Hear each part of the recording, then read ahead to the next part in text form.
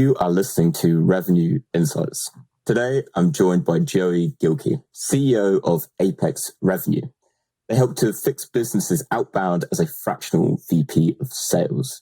Joey, pleasure to chat to you today. Been enjoying some of your hot takes on LinkedIn. How are you doing? Lee, I appreciate you having me, man.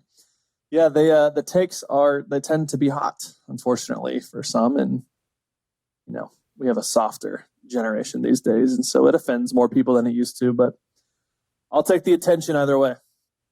And hence, I wanted to dig into them a bit more and probe a little bit more than a LinkedIn post will allow. Before we get into that, for anyone listening that hasn't come across you or Apex Revenue before, could you give a bit more context on your story and your background? Sure. Yeah. So I'm again current day CEO of Apex Revenue.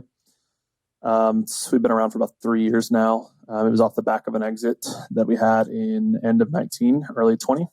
And so my career started in ministry, actually, of all places. So I actually was in the Christian ministry world for a short stint of time. It's where I met my wife.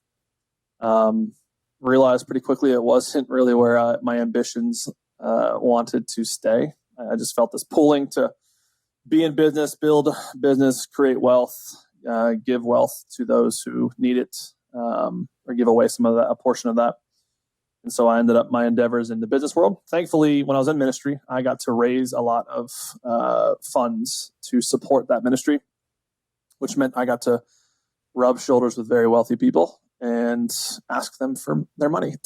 So I kind of got my taste in sales even there, but more than that, I developed a network of folks who trusted me, liked me, saw my skill sets, saw how transferable they'd be. And out the gate at a young age, I got a very sweet opportunity. I didn't see it as sweet at the time, but I saw it as probably a fairly undeserved opportunity. So I went into the enterprise sales world pretty much out the gate. And so I was selling to the Fortune 1000s of the world, in my early 20s. Did very well, sold one of the largest contracts, I don't know if it's to date, but at the time, in the healthcare IT space. And they thought that instantly meant that I should be a leader of some sort just because I sold a big contract. They were sorely disappointed when they gave me a very large budget and a bit of a team. And, I got for lack of better phrases, I got my teeth kicked in a little bit, but I learned a lot. Got to manage a large budget, got to see a lot of inefficiencies at a corporate level. Decided that I hated the corporate level and decided to go take a VP of sales job in more of the consulting space. So in the small to mid-sized market, built a sales operation from scratch. They gave me a fancy title, again, unmerited probably.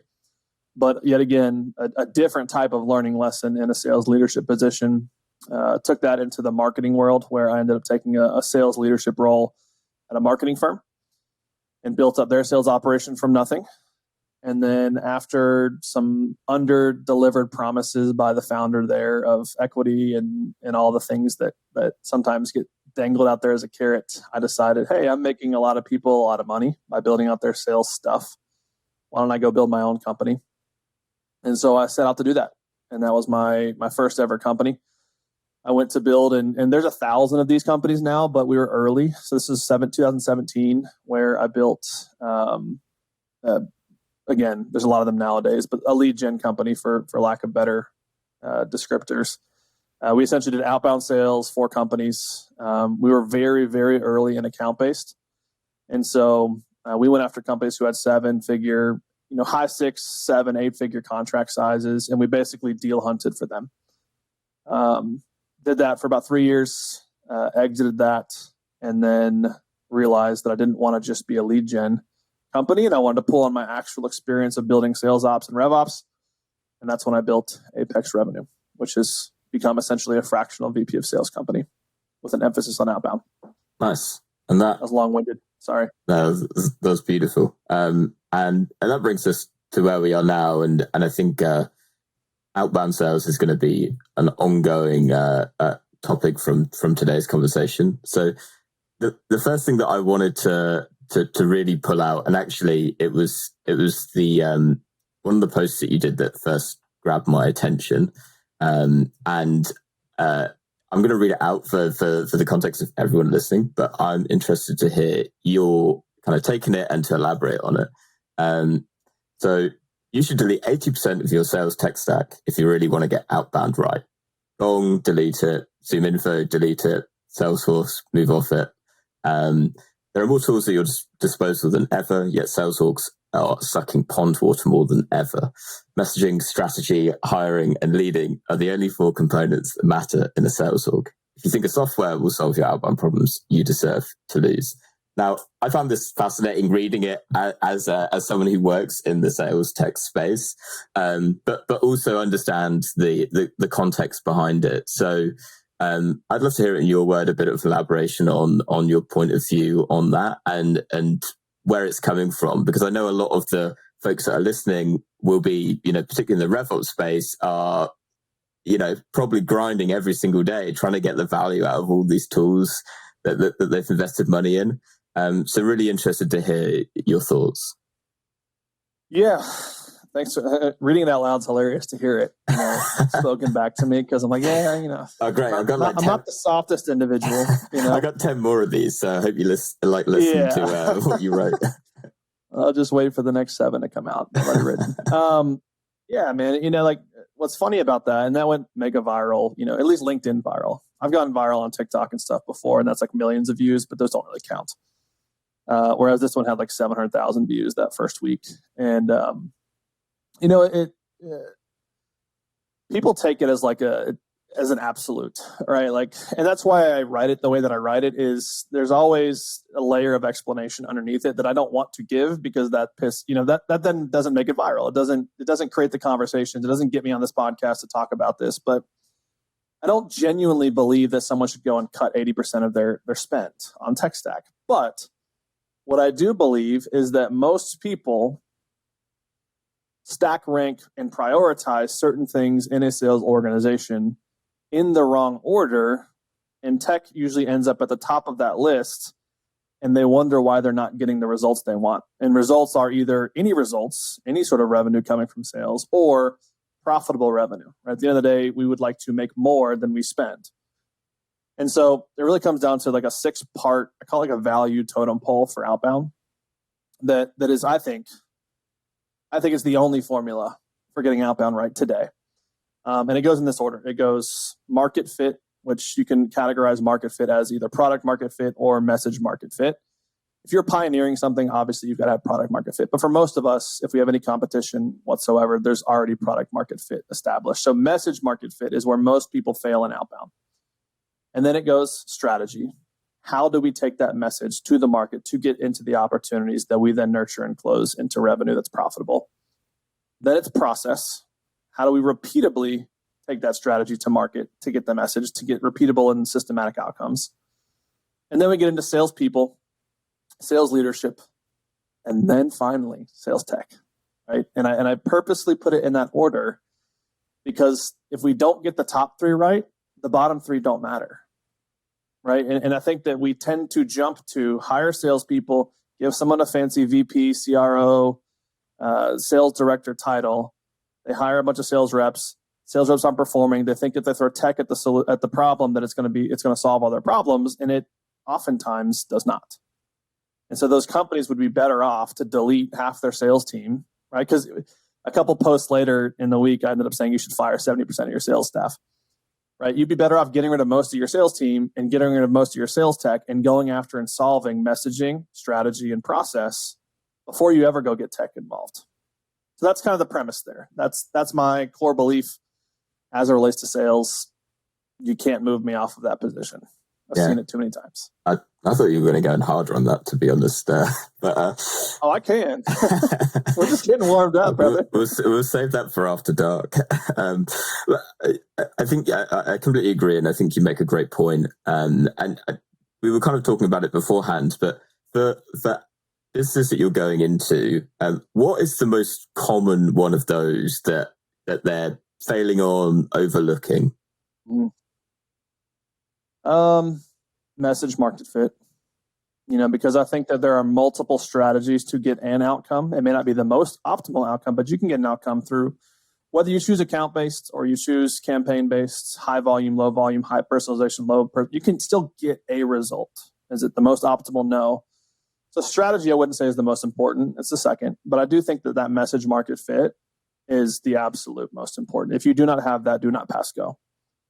And certainly don't go buy fucking 6 cents or whatever your intent data, or Gong. Your conversational intelligence doesn't really matter if your messaging's wrong. Yeah, which I think is a really valid point. And the messaging point obviously speaks to me as a marketer, because that's what we obsess over, right? Whether it's our ads, whether it's literally this podcast, whether it's the content that we're creating. If we're putting out a message that our audience think, well, this is just a load of rubbish, then it gets us nowhere. So what's your approach then when you go into a business? How do you start to solve that problem in terms of working out what a good message is?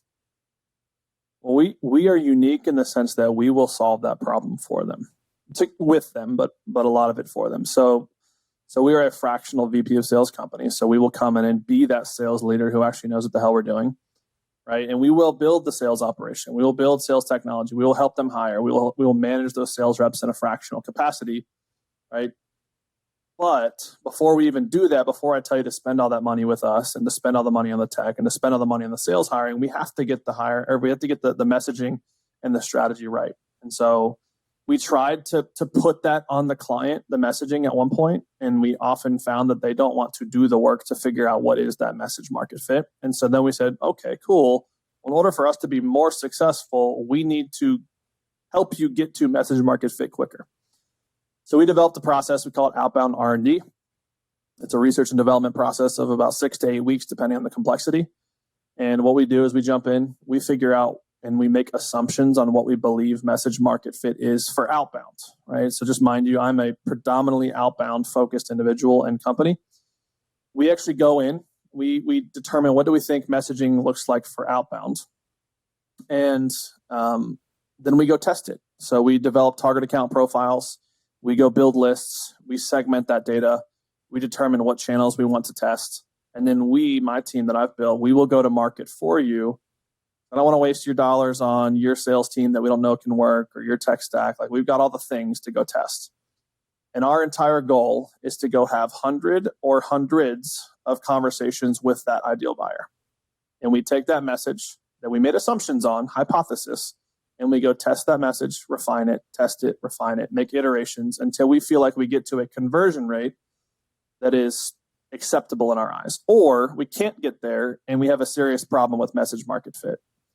And so in those 6 to 8 weeks, we have, called 100 conversations with your target account, your buyer personas, your buying committee members. And we will determine the outcome of your messaging will be based on how successful we are in that time. And then once we have that, we feel good. We have data, we have scripts, we have recordings, we have messaging, we have copy, we have all the things that we can then feel good about going and building your sales operation on top of, because we've secured both the message and the strategy. We know what channels are viable now because we've tested them. We've gotten conversions on them. We know the messaging that works, the scripts, et cetera. So that's how we go about solving it. But if you're not hiring us, then how I would do it is do just that, is go build your list, make assumptions on your messaging, and be willing to have conversation in tranches of 5 to 10 conversations. Be willing to receive the feedback. What I see oftentimes with a lot of companies is they make assumptions on their messaging. They go test it, and they think it's something wrong with the buyer. It's like, brother, sister, at the end of the day, it comes down to you, right? The buyer is the one with the checkbook. And yes, I believe in challenger sale. And yes, you have to educate the buyer on how to buy. Yes. But at the end of the day, if the message doesn't land, that's on you. And so that's not a problem with the buyer. And so we have to craft a message that fits with the buyer. And so I would go out, I would make a commitment that we do not go hire more salespeople. We do not go sign up for more 2-year contracts with ZoomInfo for God knows why, right? I wouldn't go sign up for Gong yet. I would simply go say, we're not going to do that until we have at least 100 conversations and we get a conversion rate on those conversations north of 7%, 10%, up to 15 to 17%. And when we get there, then let's go build the team. Let's go enable the team with more tech. How do you gauge the success of that? Is it just based on conversions at the end of it, or are you like measuring, tracking anything else? Not necessarily. We look at a couple things. So when we go and do it, we are looking at, yes, a conversion number, but everyone's different with their buying windows, and you might have hit the window wrong. You might have, there's the whole adage of the statistic of like 3% of your market's buying, 7% is willing to hear you out and honestly could buy. There's 30% that hasn't been thinking about this, but they're persuadable to have a conversation and get the ball rolling. There's probably another 30% that is not ready right now. It's not a priority for a while. And then there's the final 10 to 20% that are just, they're never going to buy. They're never going to solve that problem. And I think it's important to have enough conversations to where you hit most of that, those different segments to get feedback from them. Because it's not just about how many calls are we going to turn into sales ops, right? Opportunities. But it's also about how many of these accounts do we activate for later, right? Are they in the market soon, eventually? If so, I want to break down. When I have these conversations, I want to be able to look at all the conversations that I had, and I want to get a percentage breakdown of where people ended up. Yes, interested now. Cool. What's the percentage of our conversation that did that? Yes, not interested now, right? But not never. What percentage of my list is that? No, not me, meaning we have our buyer persona wrong or our buying committee wrong, and we have to go find who it is that we are supposed to go after, either through referral or better research. Or no, never. We're never going to solve this problem. It's not a priority for us, whatever, right? And I want to figure out what that percentage is, and I want to make sure that I'm looking at that percentage and seeing if it's in line with that 3, 7, 30, and 20% breakdown. Ideally better. Hopefully that answers somewhat. Yeah, that does. And what was coming up to me as you were talking, because everything that you describe it feels to me as almost like common sense, whereas like we're speaking the 100%. Same language here. And what's also coming up as we talk is, if I put myself in the shoes of a VP of sales, and I'm short of my number for this quarter, and my board or my CEO is going, what the hell is going on here? And then it's like, well, listen, maybe I've listened to this podcast with Joey, and I want to test my messaging because I'm convinced our messaging is where we're falling short, and I'm going to need 6 weeks to test this out. I feel like they're going to be going, oh, there's no way we're giving you 6 weeks. You got to hit your number. So to those folks who are, for most VP of sales who are, really being driven to hit that number every single quarter, and there's a huge amount of pressure on it, what would your advice be to them? It would be, remember this moment. The sins of your past will haunt you. First, right? You got here because you didn't do the heavy lifting on the front end. That's okay. You'll learn from that, right? It's not a loss if you learn. Secondly, if you're like, shit, I do have to get it in gear, then go to your existing customers. Ideally, try to find some who came through inbound or outbound channels. If you're trying to get outbound sales, right? Or if it's inbound, then go to your inbound, converted customers and sit down with them. Be willing to pay for that time, right? Have it come out of the sales department's budget if you need. And say, hey, listen, where were you before? Right? Go talk to this specifically, look back. Who was the decision maker? Who was in the buying committee? Who had those conversations with you? Where were you before? What was your biggest issue? Why did you convert? Do you remember anything in the sales process that really pushed you over the edge of like, yeah, we need to do this? And do basically reverse research and development on people who have converted already. Now, they're already a little bit biased towards you because they've been working with you, assuming they're seeing success. So you have to hold out the grain of salt. But go backwards and look at who has already converted, because those conversations are much easier to drum up, right? And then take that data and then bring it to, okay, now how do we do forward research and development? Just because you don't have 6 weeks does not mean that you shouldn't still start the process, right? And so still try to have the conversation and try to have better assumptions now that you've at least gone backwards to the research and development of your past clients who've converted from different channels, take that data, make assumptions, see if it actually converts in live time, but also be willing to go have conversations, in the R&D type of capacity, not just in I need to have conversions capacity. That would be my biggest thing. I would say my first piece of advice is probably the more important one, which is learn from this, right? This is why things didn't work. This is why we're here. I do want to help you now, but I think that the biggest advice I can give you for your future is to realize that you're here because you didn't do this when you started. Yeah. I really like that. And also, it's the way of the world, right? We learn from our mistakes and Here's what you learn about me, Lee. I have made my money. I don't need to work. I don't need anyone else's approval. I don't need anyone else to love me. That's why I can write the way I write LinkedIn. I will tell you exactly what you need to hear. And we'll never have to sugarcoat it. And that's not a flex. It's just this is where you need to work towards getting in your life. Whether you work for someone or you own your own thing, is get to a place where you can be unapologetically you. That's a philosophical little nugget for you guys listening. I live on a 70-acre ranch and live the way I want to live because of the decisions that I've made in my past and the advice that I was willing to heed from people above me. And I think all of you who are listening probably want to get there. And so that should be a goal that you have on your goal board or whatever you do in your morning routines, is get to a place where you can be unapologetically you and give people the advice they really need. I've got the 70-acre ranch on my goal board as well. So everyone knows. There you go. Do it. And with that in mind, I actually want to change track slightly from messaging into something that you mentioned earlier that I know you've been talking about, which is around, should sack 50% of your reps, tomorrow. And that aligns with something that we've been seeing coming up a lot as well, in terms of, I guess, more broadly, quota attainment.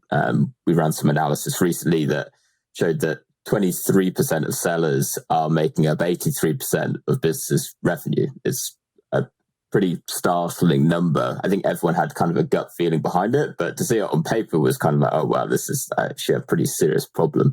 And actually kind of nicely aligns with, I think, what you're seeing as well, right? So my simple question is why? Why are more than 50, 3/4 of sellers, dropping short of hitting their number? Are you familiar with Pareto principle? I am, yeah. The 80-20. Yeah. And what were the numbers you just gave me? 23% are driving 83% of the results. Mm-hmm. It's almost identical, right? Mm-hmm. I don't know if it's a higher power that dictates these laws or if it's a universal thing or whatever. I think that a lot of things fall in line with 80-20. Why I said delete 80% of your tech stack. Why I believe I was being generous when I said let go of 50%. That's why my next post the next day was it actually should be 70, and I probably should have wrote another one that said that actually should be 80. And I don't truly mean that as an absolute statement either. But at the end of the day, most things in life, 20% of what you do, 20% of who you employ, et cetera, drive 80% of the results. It doesn't mean that you have to get rid of everybody. It just means that knowing there will always be a disparity between the top 20% and the results that you want from the rest. And so what I have found is I would far rather invest more resources into the smaller category, the minority producers in my sales organization that are driving 80% of the results. And then my job as the sales leader, the rev ops leader, the CEO, whatever your title might be, who's over top of this, my job is to make that 20% that's producing 80% of the results the new average. Like that's my job. That's what I want to create. And so I want my next 80-20. I want the 20% that were, or the 80% that aren't producing as well as the top 20%. I want those 80% to look like the old 20%. And that might mess some people up, but I know some people are visual, but at some point you have a 80-20, 80% of people aren't doing what they should, or aren't producing to the level of the top 20%. But my job is to then turn the new 20%, call it a year later, into like the all-stars that would have crushed the 20% in the former version of our sales organization. And now the 80% we do have look a lot like the old top performing 20% in the old organization, right? That's our job. But I think your question was, why is it that way? So outside of giving you this is a principle that seems to be universal to some degree in more realms than just sales. I think that sales reps are a couple things. Some are controversial, some are not. One is I think that you got to do the top three right? If you're not equipping them with good messaging, it just, the cream will still rise to the top and they will figure out messaging on their own. But in terms of equipping a sales team, you're not giving them the right messaging tools, if you will. Maybe you have them doing the wrong strategy, or you're optimizing for the wrong outcomes, right? Like I think that one statement that used to be a core value of our company was outcomes over inputs. And I think oftentimes we manage people to KPIs so closely to KPIs of like lagging indicator KPIs, right? Like your close rate is here and it needs to be here. It's like, yes, agreed. How? Well, just tell me I have to. How do I get there? I'm obviously doing what I'm supposed to be doing. At least that's what I'm doing. I'm told. I'm putting in the 100 dials a day. I'm sending the 50 emails a day. I'm making the 25 LinkedIn connections a day. And yet I've only got this many opportunities. My conversion rate's too low. My push to pipeline ratio is too low. My close rate's too low. I'm doing the inputs you told me to do, and yet the lagging indicators, the KPIs that you tell me are important, close rates, not producing. Why? And that's where the VP of sales, the sales leader, the rev leader, the CEO needs to do the hard work of answering that question of why. So to sum all that up, I think that sales reps are managed to the wrong metrics. They're managed to inputs. They are not managed to outcomes. And we try to keep them in a box of inputs instead of saying, I want you to go out there and get the outcomes that I ask for. Revenue influenced, right?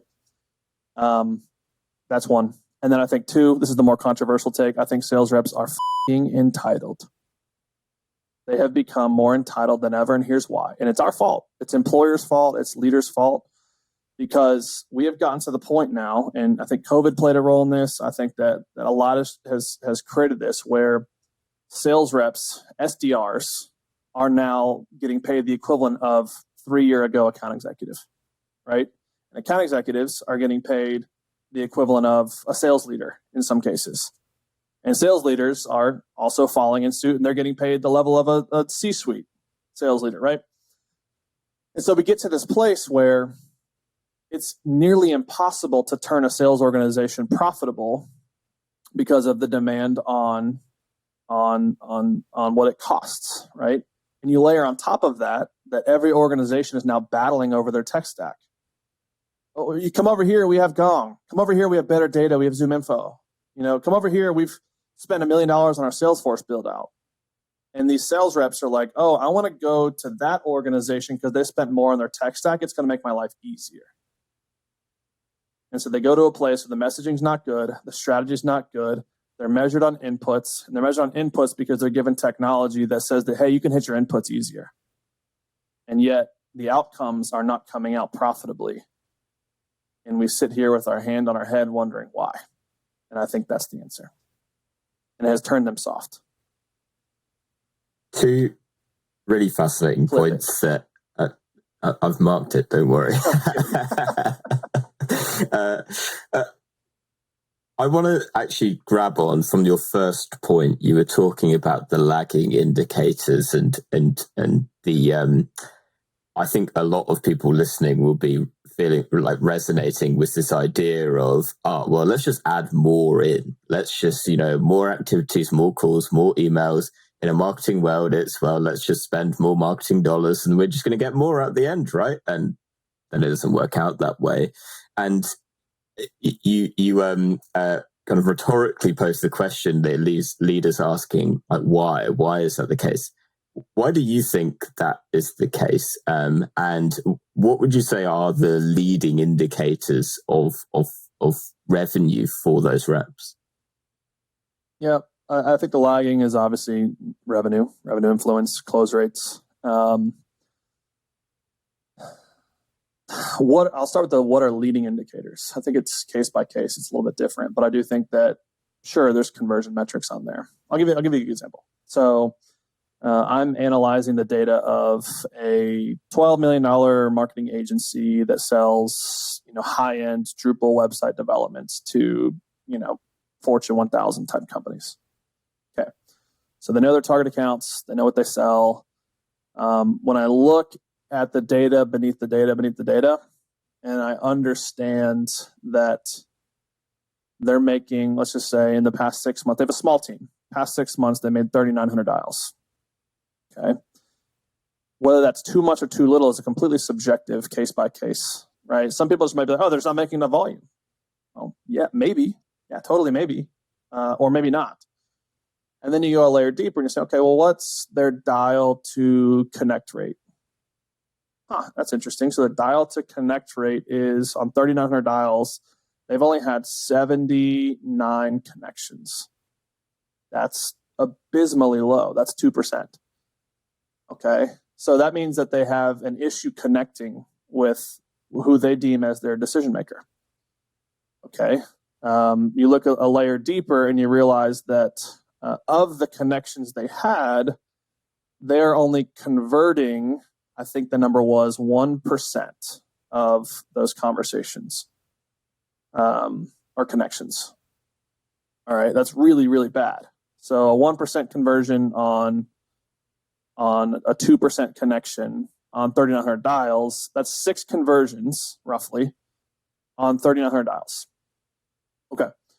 So if I look at those numbers, what that tells me is a couple things. And again, there's more layers we can get into, but it tells me a couple things. One, you have probably poor data, or you've not determined what is the best number to dial, right? So you've not done the heavy lifting on what dial should we be going, or your data source is bad, right? Maybe you're using ZoomInfo, or you're using Slintel, which is attached to 6 Sense, or you're using Apollo's data, or whatever your data might be.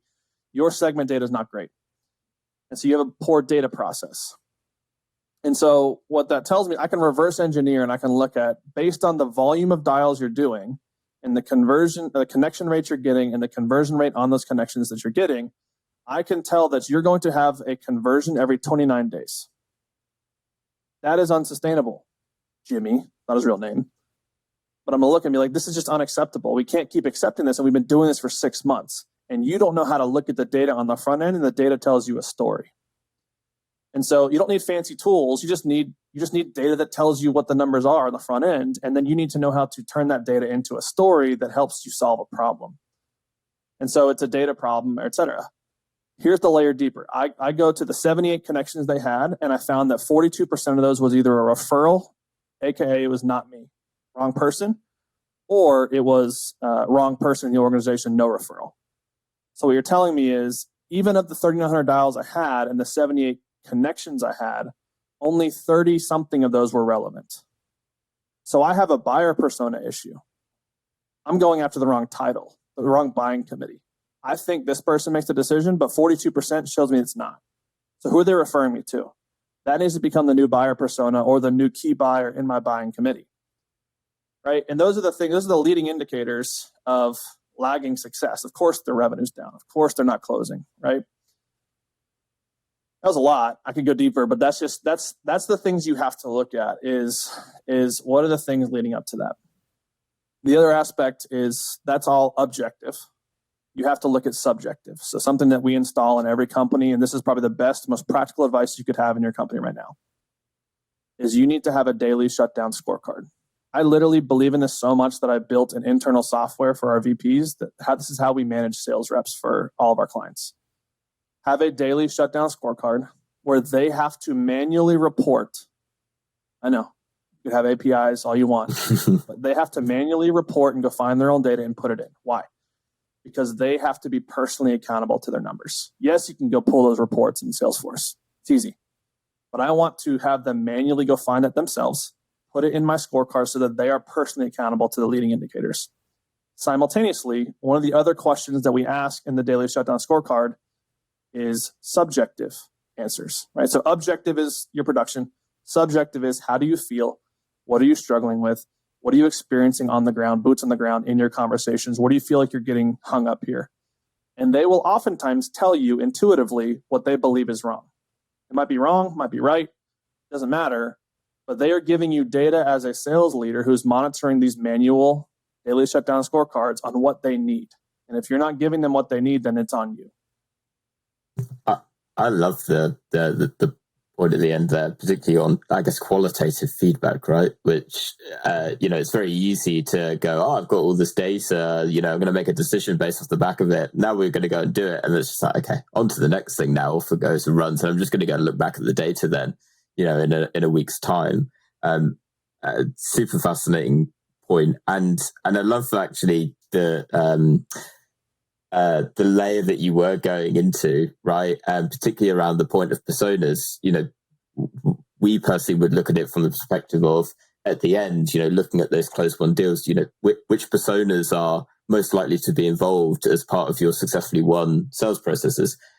Which are you spending loads of time engaging and spending loads of time sending your emails to, and so on and so forth, but they never close. Right. And all of that starts to feed back into the original journey in terms of owning in on, rather than going loud and proud and going as wide as possible, actually starting to narrow it down into where you're actually generating results.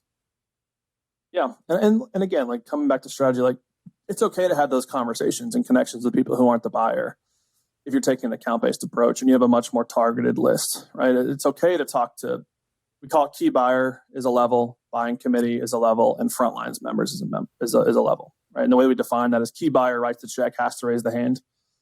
Buying committee is, they just can't be thumbs down, right? They can either be neutral or for you, but they might influence the decision in some way, shape, or form. And then frontlines are typically people who are affected or impacted by your solution. But you can get data from them, but whether they're for you or against you doesn't really matter. It's just they're good for data. They're good for helping you find a decision maker. So you can talk to the wrong people. That's fine. It needs to be part of your strategy.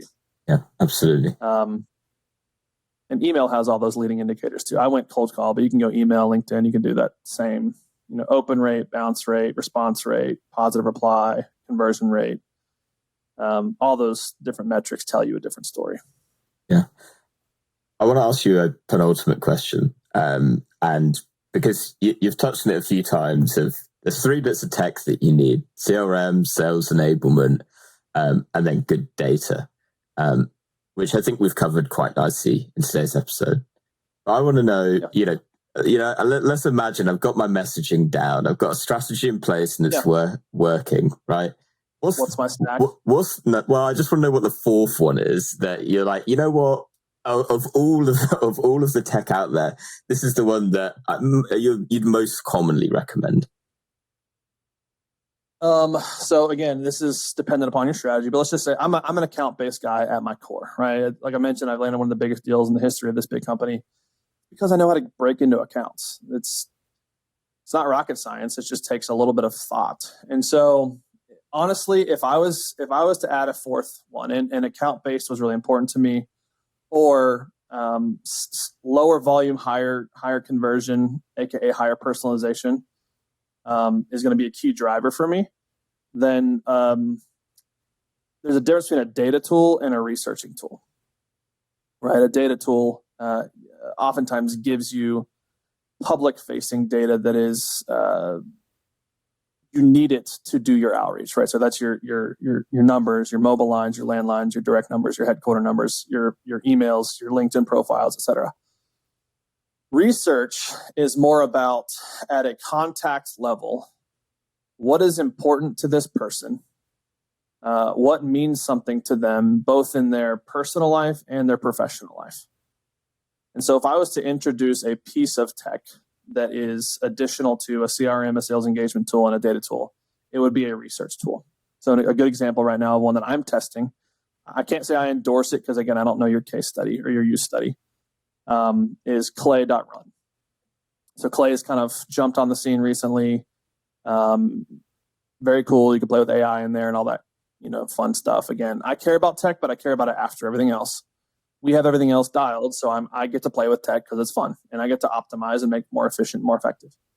But Clay helps you essentially build your own scripts, if you will, of, I don't mean scripts like a call script, I mean scripts like running a script code type of thing, where you can upload or import or have an API send your list of contacts you want to go after. And you can set rules for each column of the spreadsheet that runs a script. And so an example might be, hey, for this person, I want you to validate this data, numbers, emails, etc. But I also want you to find an about page on their website URL that has their name on it. If there is one. If there is not one, skip. Link to it. Great. The next is I want you to look for keywords in their LinkedIn content, of the history of their LinkedIn content that has these keywords in it, link to it. Or you can kind of get the idea. That speeds up research process. And so for me, if I was adding a tool, I'd have CRM, sales engagement data, and a tool that enables me to research better, because I know that if I can interpret that research, I can make my emails more personalized. I can make my hook in my phone, call more personalized, right? If I could call a decision maker right now and I found out that they love collecting Rolexes and I currently have a Rolex Batman on, I can call and say, hey, listen, this is a cold call. Yes, I want to talk to you about what I'm actually calling, but more importantly, what Rolex are you wearing today? Another important, right? I've broken the ice. He's going to give me the 30 seconds after, right? If I can be equipped with that in my sales process and my sales rep has that information, they know how to use that, right? Our metrics, talking about leading indicators, are going to skyrocket. So there. I love that. I would add. Excellent recommendation. All right, last question. I think you're going to like this one. What is one book that you would recommend to other sales or revenue leads? And this could be fiction if you want it to be, non-fiction. Take this however that you want to take this. Okay. I'm not going to make it about sales, but you can always bring it back to sales. I'm a master wordsmither, but I will not try to bring it back to sales. I'll just give you a very powerful book. It's a very unknown book, and it can be a little trippy if you read it. So a lot of people have heard of, especially a lot of entrepreneurs or people who've kind of like gone out to like build wealth in real estate or in their own business, and they've taken the ambition there. And neither way is better, right? I think that some number twos, number fives in companies are far better off than being a number one. They're just not wired that way.